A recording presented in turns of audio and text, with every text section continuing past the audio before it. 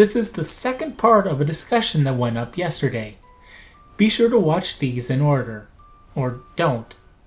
NintenDopeman and I are discussing what the most memorable or impactful games were for us. You ever play Earthbound when you were younger? I didn't.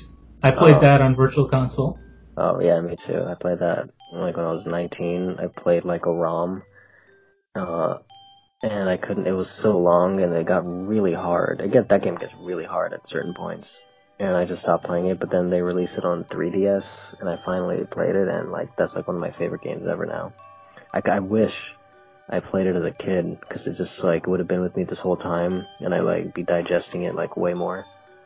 And, like, I kinda envy the people, like, there's only, like, 100 and something thousand people that played it when it first came out. Like, those guys are lucky, man. They got to grow up with that thing. Yeah, that wonderful marketing campaign. Yeah, I know. Was the game... I don't know, man. It worked for Primus. Primus said they stink, and, like, everyone loves them. Primus? It's a band. And they have their whole, like, little slogan is Primus sucks. But, like, you know, it's like an inside joke with the fans. It seems to work for them. I don't know why Earthbound stinks didn't catch on. I don't either. Was that actually hard for you, or because you were playing a ROM, did you get that bug where it basically just has these massive mobs of enemies swarm you? Because I've seen those videos and they're like crazy hilarious. I heard that Earthbound Beginnings, or Mother 1, has like so many random encounters and enemies that it makes it just like tedious and like really annoying to play. Like what could be like a 3-4 hour game turns into like a 10-20 hour one. But I never had that glitch with the ROM. I stopped because like I forget which boss it was. It was before I got to 4-side, so maybe in 3 it was. I think it was that pile of puke under the waterfall. I don't know. Like some of the bosses just got so hard, and then even like when I played it on 3DS, I needed like a guide at certain points. Like there's got to be like some weak point to these bosses. And they're all made out of like titanium or whatever, and they're weird. I think it's so weird, but I love it. And I like all the undertones, like the whole little philosophical edge it's got. That game is about something. Like there's so much symbolism in that game, and I just like you can write thesis papers on it. It's about taking LSD. I've taken LSD several times, and Earthbound is still trippier. My next goal is to play that game on LSD.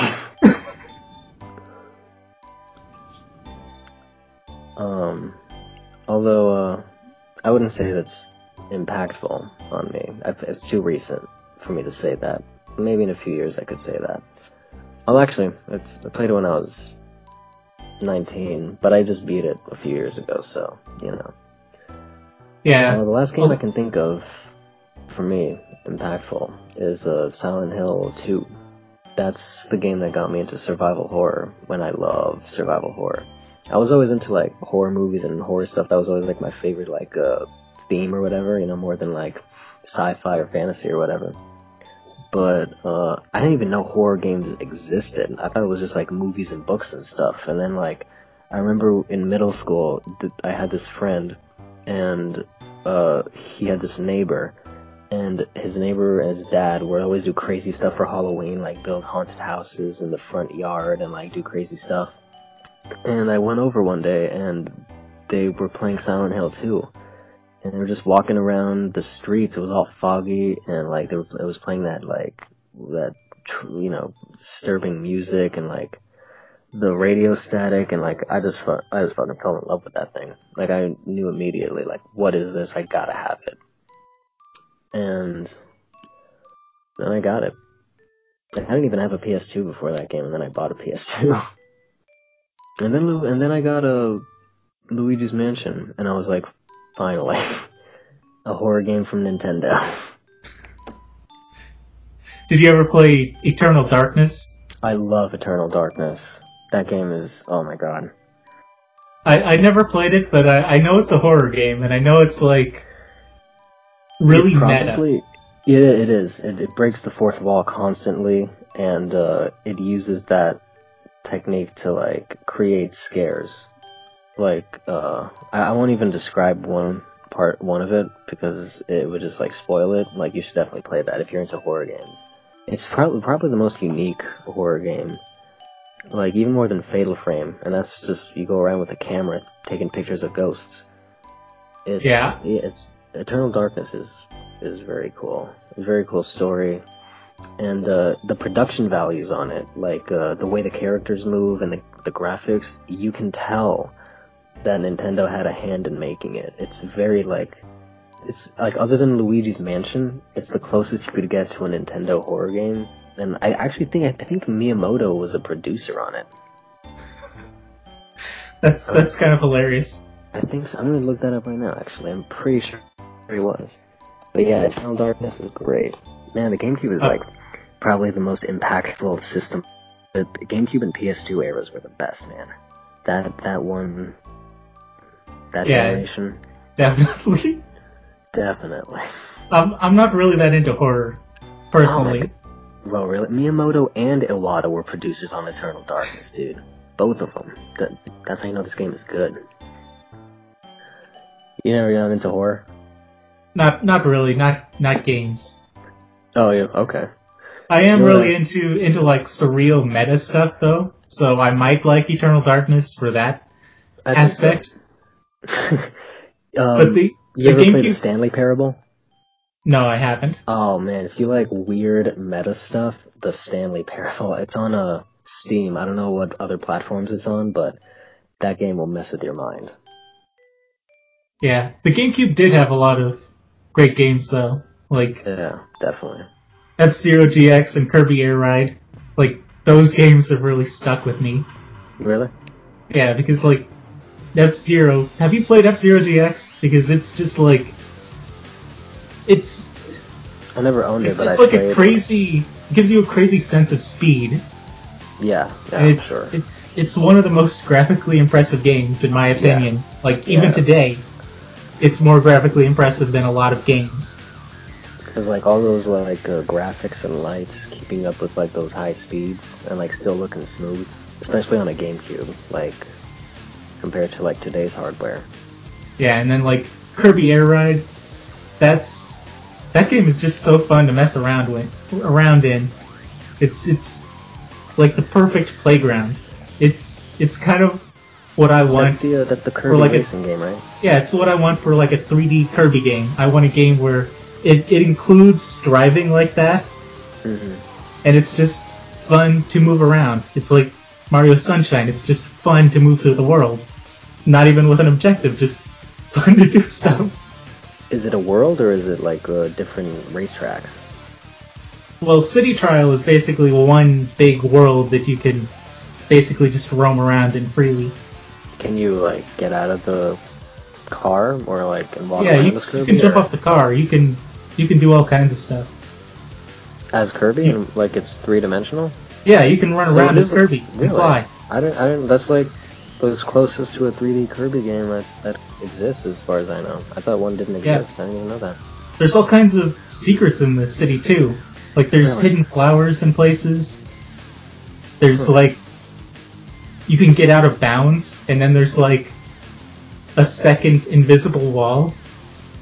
Which, I don't know why that exists. I don't know why there's one invisible wall, and then a second one. I feel like there's probably something that people haven't found yet. Yeah, they should do it on that one show. What's that one show where on YouTube that guy he goes into the code of a game and he like skips over the invisible walls or like the borders that you can't go through, and he sees what like they put there in the code. And there's usually some like stuff that they leave there that you never think was there because you can't get to it. Is it Boundary Break? Yeah, it is. Yeah, you know what I'm talking about. I don't watch that one regularly, but I think I've seen some of them. I never like watched that one religiously, but what you said made me think of it. I was like, I wonder if there's something behind that invisible wall. Yeah.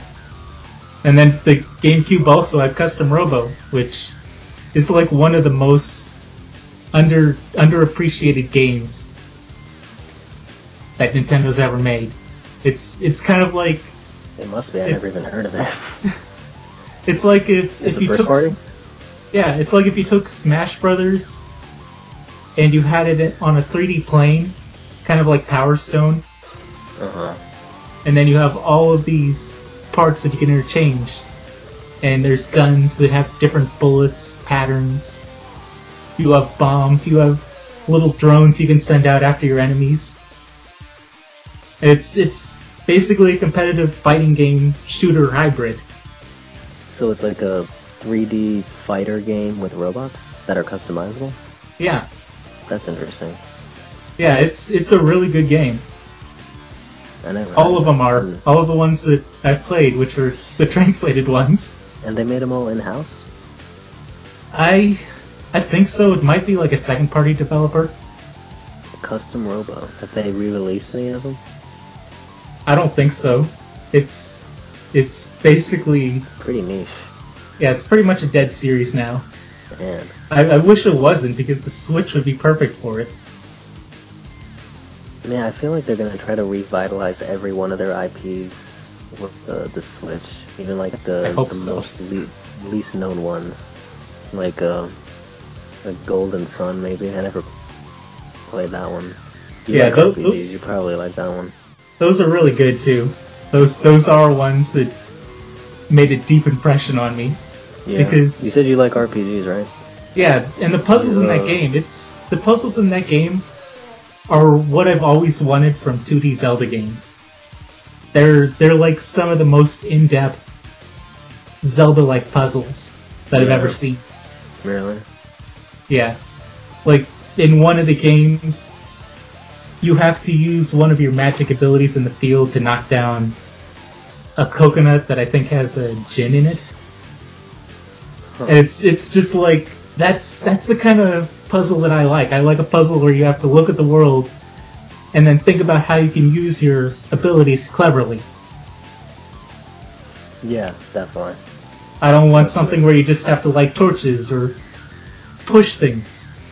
And even the pushing puzzles in Golden Sun are better than in Zelda games, because you have a move magic that you can use to freely move any of the movable objects in 4 directions. Really? I want to get mad every time someone says it's better than a Zelda game, but at the same time it makes me think, maybe I should try it. Maybe it is better than a Zelda game. In this case, definitely at least the ones that were out at the time of Golden Sun. What came out around that time? That was like... I think it was about 2001. Oh, that was a Wind Waker and Well, I'm talking 2D Zelda. Like, I don't think 3D Zelda had as much of a problem with puzzles as 2D Zelda, which basically was like use item for obviously telegraphed point that you need to use your item, or push blocks, light torches. You know how they call Zelda an RPG?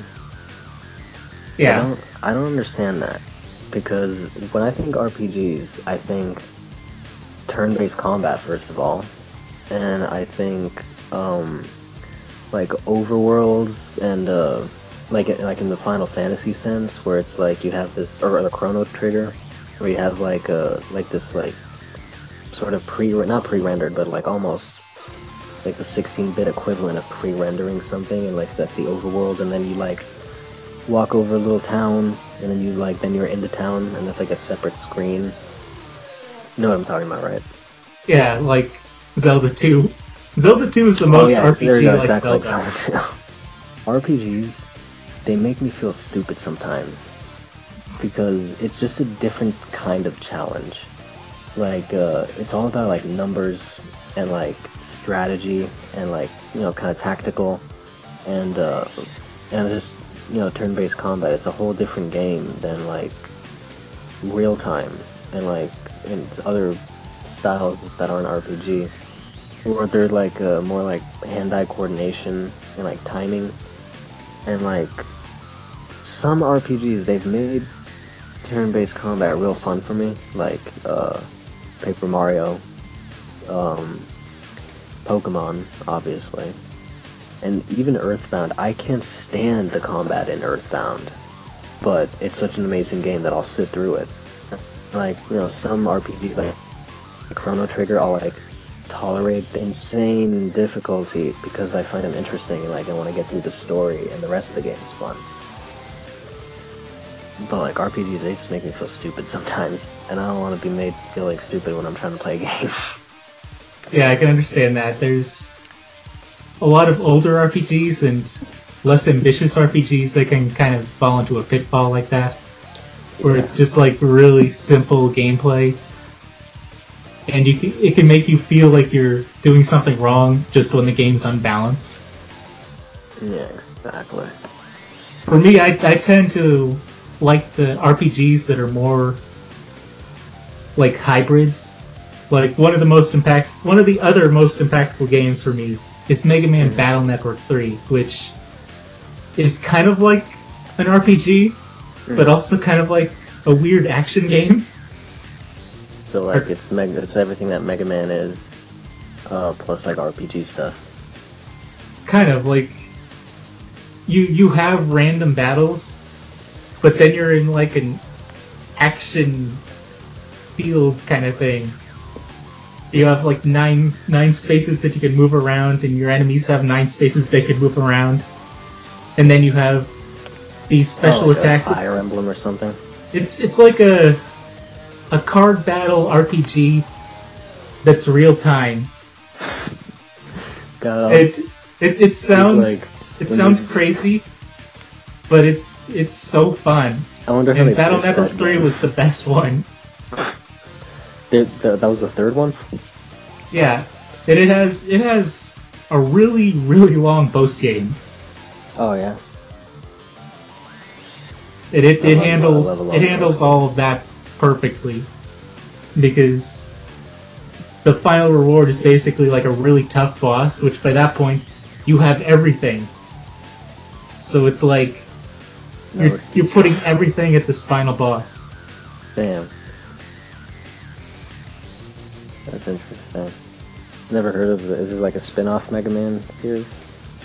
Kind of. It's like a parallel series for Mega Man. But it's kind of like a more RPG spin-off.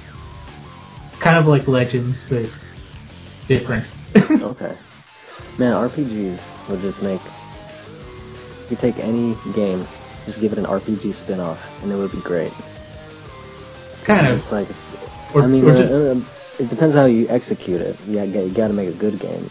But like, that's one of the things I do like about RPGs is that they got like so much writing and like story-based content in them that the worlds are usually like kind of crafted around the story. So you could take like any like platformer or some game that doesn't have a lot of lore in it, and it just makes you think about it differently and try to like inject more story elements into this game, like Mega Man. Or I don't know, maybe Mega does have crazy story, I'm not familiar with it. Mega Man kind of does. Really? Yeah, especially the X games. There's like some really weird, like, undertones. Like slavery kind of undertones. Oh, wow. Political undertones. Yeah, I love like cutesy games with serious like themes and undertones like that. I love it. It's one of the reasons I like Earthbound. And Xenoblade was another one that Xenoblade and kind of Last Story combined, they really made an impact on me because during the Wii era, I stopped gaming really almost completely. Yeah. Did you get a Wii? I did get a Wii, and it was something that kind of killed my interest in games because the Wii was junk. Everyone I know who had a Wii, their disk drive failed, and mine failed. Their what And failed? The disk drive. Oh, really? Really? Yeah, and a lot of the games were like really simplified. Gaming on all platforms in that generation were going away from everything I wanted from gaming. And then Xenoblade brought me back in. It was like the game It was originally a Wii game, wasn't it? Yeah, Xenoblade was on the Wii. And it was the catalyst that got me back into games. Like, Xenoblade's story, it's crazy. Like, if we're talking about, like, undertones, symbolism, the Xenoblade, all of the Xeno games, they're, like, some of the deepest games. Damn, real? I have the 3DS, or the new 3DS, version of Xenoblade. It's really that good? Well, Xenoblade, the original, is probably the least deep, but it's still got some deep points. You played the what's it, the new one? The last year's? Yeah. Wait, is Xenoblade a different series than Xenoblade Chronicles? We were talking about the same thing, right? Yeah, it's the same thing. Okay. I just call it Xenoblade because Chronicles is just kind of unnecessary. Yeah. I was just making sure, so the first one doesn't have that much great of a story? It's like the one reason I bought this thing. It takes a while to get to the kind of point, but toward the end, like, it kind of hits it. If you want, like, the really deep symbolism, you want, like, Xenoblade 2 on the Switch, or you want the Xenosagas. Because those have all of the religious references, symbolism, philosophy, all of that. Yeah. Right on. I do like philosophy.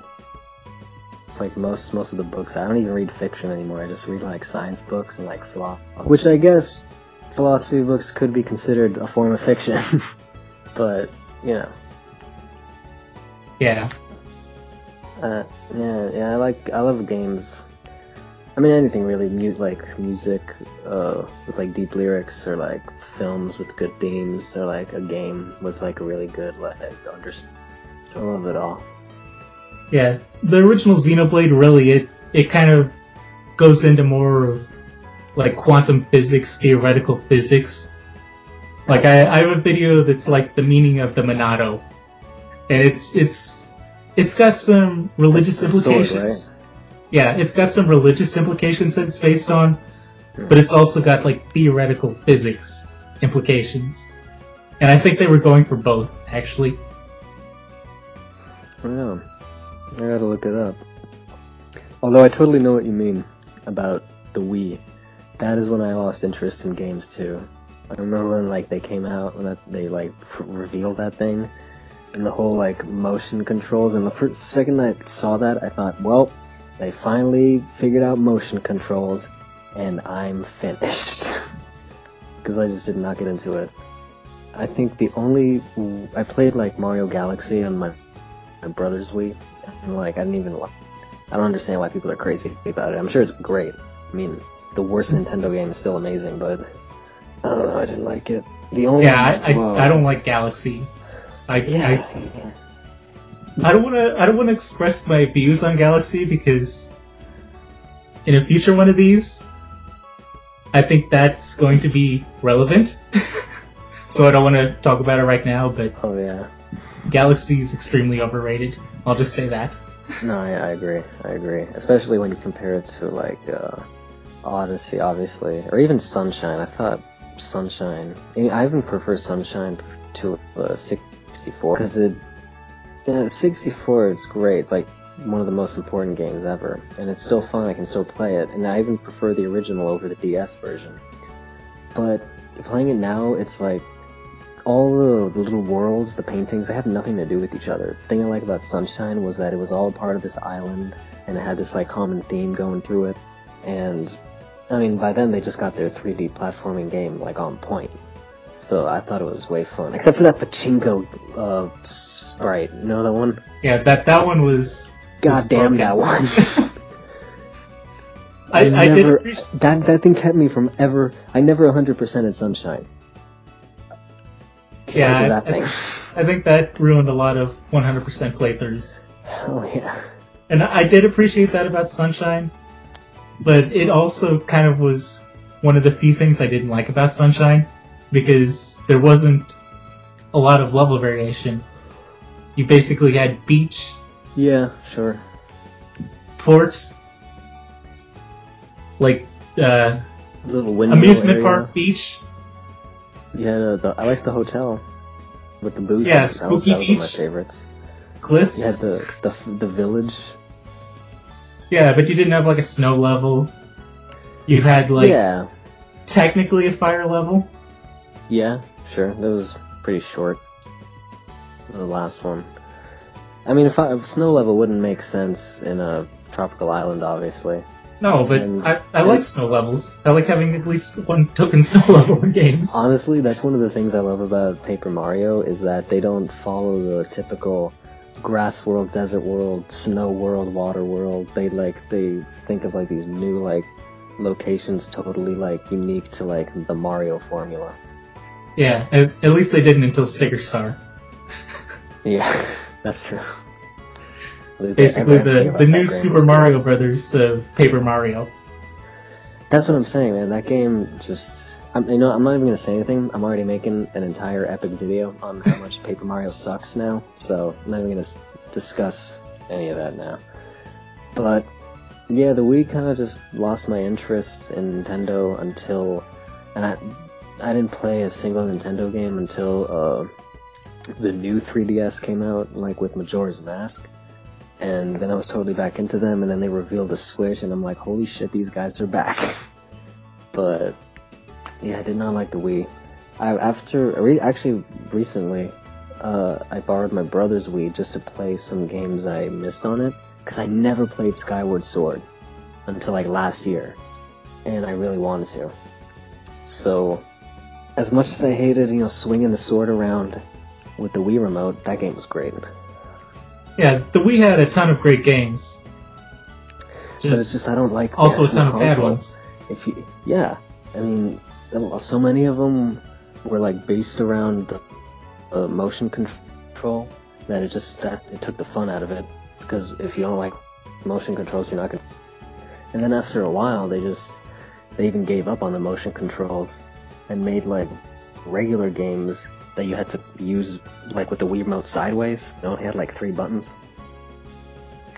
Yeah, the Wii remote was not good, like, in non-motion control situations. It was... No, not at all. It was like trying to play a game on a block of Swiss cheese. Right. No, man. In fact, like, looking back now, like, the only game from the Wii that I wish they would port is Skyward Sword. And even then, like, I think that's a great game, but out of all the 3D Zelda games, it's not bad, it's just the least good of the 3D Zeldas. Yeah, I've not gotten to play that one. Really? It was one I missed because the Wii kind of pushed me out of gaming. Yeah. I was in the same bucket. Yeah, I want to go back and play it, or hopefully they'll re-release it. I think they will. I'm really hoping they'll release the Wind Waker and Twilight Princess remakes they did for the Wii U on the Switch. That just seems like... Look how many people bought that thing on day one, or like the first month, just for Breath of the Wild. Yeah. All those people are like guaranteed plus more to, like, buy an old Zelda game. I am definitely one of them. Well, the last game for me that made an impact, which is weird because it's another GameCube game, but it's one that I played more recently than anything else, and it's Chibi Robo, which I always overlooked that game. That's the, didn't they just do like a Chibi Robo game like a few years ago? Yeah, they did like a side-scroller spin-off. The original Chibi Robo is basically like a survival game. Like if you've ever seen or played any of the games where you're stranded on an island and you have to survive. It's that kind of survival game. Really? Yeah, it's basically that kind of game. Starve? Like something like that? You basically have resources, like you have energy and you can only go so far from an outlet. So you have to be like, okay, how's the best way to phrase this? You play as the little robot dude. Yeah, and you have limited energy, so you can only go so far without having an outlet. And that basically limits where you can go, what you can do, and you slowly get more energy so you can explore further. But you still have to like think about at the beginning of each in-game day what you're going to do with that day, because you also have a limited amount of time per day. So you have to be thinking about what you're going to do each day and how you're going to get to your destinations with your energy level. And it's a really fun game. I did not expect it to be what it is. That's interesting. What's the premise? What are you doing as a little robot? Just walking around, connecting to outlets. What are you doing? You're in this family's house, and you're basically just solving their problems. It's also kind of got like an Animal Crossing aspect to it, but it's not quite as like open as Animal Crossing. Not like a simulation. No, it's more like it's kind of like an adventure game story. Okay. And the story in the game actually. What do you mean, like problems? You like take out their trash?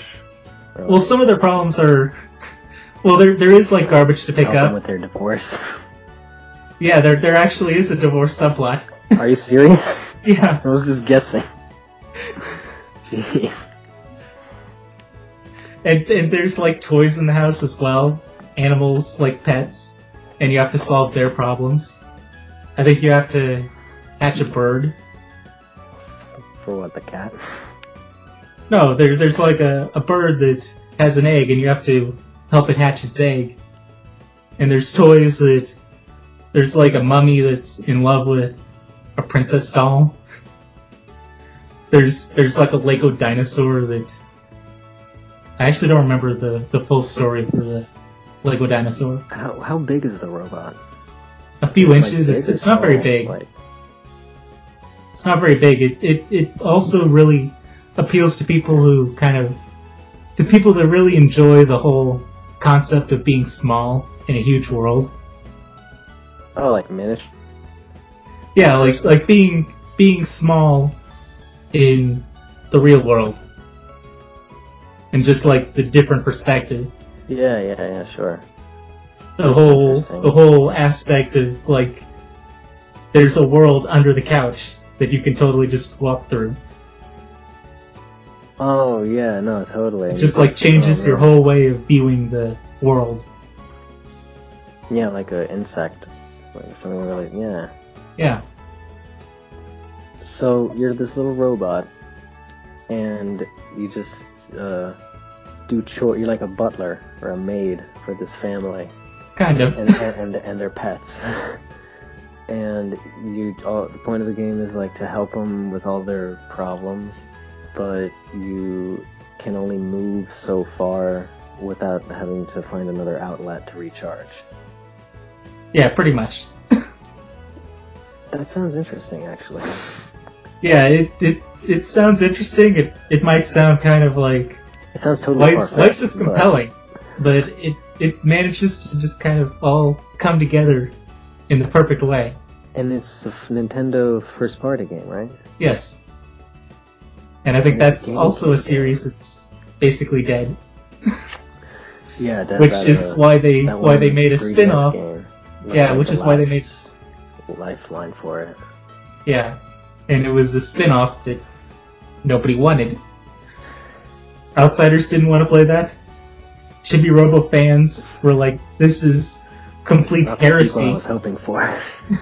Yeah, it's complete heresy. It's a disgrace to the Chibi Robo name. Yeah, they did that a lot with in the 3DS and Wii U era. Is like make spin-offs that nobody wanted. And it's not that people don't want spin-offs, it's that they want like a mainline games with a few good spin-offs, but people like they took some of their franchises like Metroid and I guess Chibi Robo and like a few other ones, and like they just stopped making mainline games for it and just made like really like spin-offs that weren't good, even as in and of themselves. Yeah, I think the 3DS was particularly bad for that, but I didn't jump on the Wii immediately, or the Wii U. I mean, I never owned one. I just after like when I got the 3DS, I was like reading news about the Wii U. I actually didn't even know about the Wii U existed until I heard about how Nintendo was like failing and losing stock and money and stuff. Yeah, I knew about it, but I didn't want it because I didn't. Wii. Yeah, I didn't expect that it would be very much different from the Wii, but it actually was a much better system. It had much better games coming out for it. That's true, but at the same time, like, did you ever own one? I did eventually get a Wii U when Oh, really? Smash Brothers and Xenoblade X was coming out for it. Oh, yeah, you had to play that Xenogears game. Oh, that's why I thought it was a different series. There's something called Xenogears. I think I always confused them. Yeah, it's actually the original form of Xenoblade. What is Xenogears? Xenogears is the original series. It was the original, like, Square Golden Age team. They made, like, Final Fantasy 4 through 7, and then some of the teams stuck around until Final Fantasy 9. Oh, okay. And they also made Xenogears, and then they moved to Namco and made Xenosaga, and then they moved to Nintendo and made Xenoblade. Oh, okay, so they're related. Okay. Yeah, so they're actually the people who made, like, all of the great Final Fantasy games. Okay. Which Final Fantasy games have you played? I played the first two on PlayStation. I played through most of the fifth until I got to the infamous difficulty wall that Final Fantasy games had. Yeah. And then I started playing 6, and then the Switch came out, so I stopped it. Oh, and I also had played X. I played the 10th one. And the 12th one. Okay. Because, yeah, you like RPGs. I figured you like the mother of all RPGs. I played 4, and I really liked it. And I tried playing 7, because, like I said, I love a good story in a game. And, like, that one has, like, like everyone talks about it, has this legendary story. It's one of the best games ever. But, man, I bought it on the PS3 store. I could not play that. It's just like RPGs on the PlayStation. They're so pre-rendered. Yeah, and the loading times are kind of rough. Yeah, man. I don't know. I'm looking forward for the remake though. It looks pretty good, and I finally get to experience that game because I do want to know what it's about. Yeah, I never got to the 7th one. I did play the 4th one a bit with a friend, but I didn't, like, play it. What were we talking about before this? I don't remember exactly what we were talking about. We were talking about, like, how Xenoblade is made by this Golden Age Square team. Oh, right. Oh, yeah, because you said you got a Wii U for Smash and the Xenoblade. Yeah, Xenoblade X. If it wasn't for those two games, like, you probably wouldn't have gotten it, because that controller is just horrendous. The controller's actually not that bad. Really? It looks like... friends. I tried playing Mario Kart 8, the original one, on my friend's Wii U, and, like, that's when, like, that sealed the deal. I'm not buying this thing. It looks like it would be uncomfortable, but I really didn't have a problem with it. Okay. I guess some people... I mean, it's got heft, but it's not an issue for me, at least. Alright. I know some people did complain about it's too heavy, it makes their hands hurt, but I never experienced that. Sometimes, like, the 3DS makes my hands hurt because it's too small. Yeah, the 3DS makes my hands hurt more than pretty much any system, just because of, like, the hard edges on it. Oh, yeah. That kind of sucks. There's a lot of 3DS games I like playing. Like, I play Ocarina and Majora like once every few years, and like I can't go back to the originals now. The remakes are just too good. Yeah, I only had like 3 games in mind, like my old SNES games, and Sonic Adventure 2 and Silent Hill 2. I mean, yeah, I had quite a few more. Oh yeah, I mean, because I'm thinking like games that there's a lot of games I love. You know, there's games I love like more than those games. I wouldn't even put Sonic Adventure 2 in like my top 20 like these days. Yeah, but these I'm thinking, like, you know, what like they had an impact on me. So not many. These aren't even the games I listed. They aren't even games that They aren't all games that I think are the best games ever, but they just made that impact. Right. That's what this was about. Exactly. Like, you don't even do you even play all of them like these days? Like, not really, because I kind of take some of my older systems out of the running, and then I just don't play them. Oh, you store your stuff away? Yeah, like I put my 3DS away. Why would you put your 3DS away? It's not even that big. You just put it on the desk. I had no desire or intention to play it going forward. I was just gonna stick with the Switch. I mean, yeah. Like, every time they announce a game for the 3DS, I'm like, why? Yeah, I'd pretty much just rather play it on Switch. Have the slightly bigger screen. And much better resolution. Oh, yeah. Alright, man. This was pretty good. Yeah. Where can people find you? My channel name? NintenDopeman. And are there any particular videos or anything that you would recommend to a viewer? Not really. There's I have a lot of variety, and like I have other stuff that's coming up pretty soon, like different series. So just look around the channel, see for yourself what looks interesting. It was nice having you on this discussion. It was great to be on. Thank you for watching, and feel free to share your most memorable games.